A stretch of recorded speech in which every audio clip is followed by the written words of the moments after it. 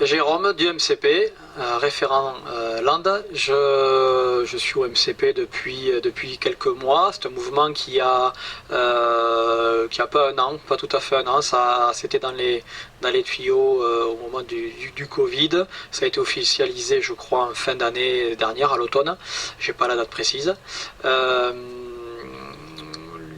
MCP est constitué d'une vingtaine d'associations et de personnalités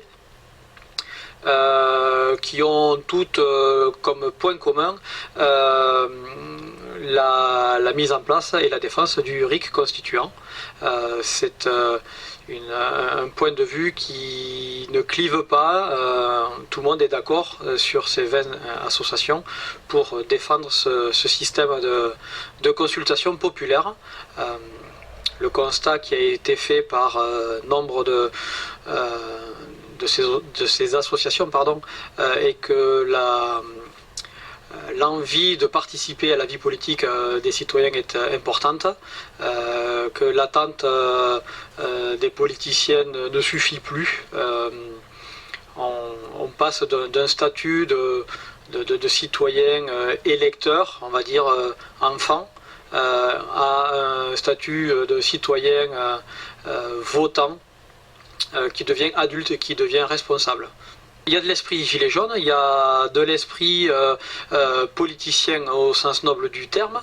Dans les statuts du MCP, il est clairement défini que ce n'est pas un appareil politique, c'est un appareil non partisan qui fait de la politique. Donc on remet le sens des mots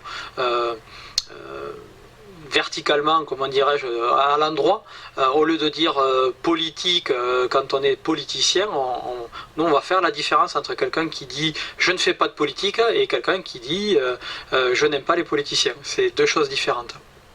Donc nous on aime la politique, on s'intéresse à ce qui se passe à notre société, comment elle est gérée ou pas gérée du coup, à la façon dont on sent qu'on n'est plus ou pas en démocratie. Ça c'est un point important. On a envie de revenir en démocratie si on l'a été, ou du moins de participer à la construction de celle-ci, c'est-à-dire créer les règles constituantes qui nous permettent d'organiser notre société. Le but, c'était de préparer les citoyens à réfléchir sur des thématiques importantes, on va dire, qui sont au-dessus des lois, des grands thèmes.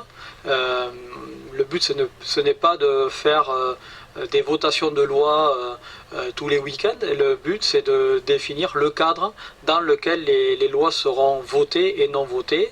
Il y aura certainement des sujets abordés comme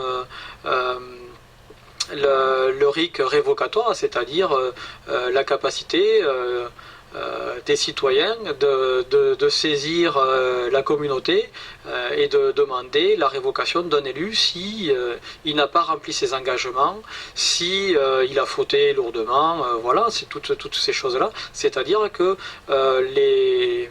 remettre le mandat en question des élus qui ne rempliraient pas leurs fonctions.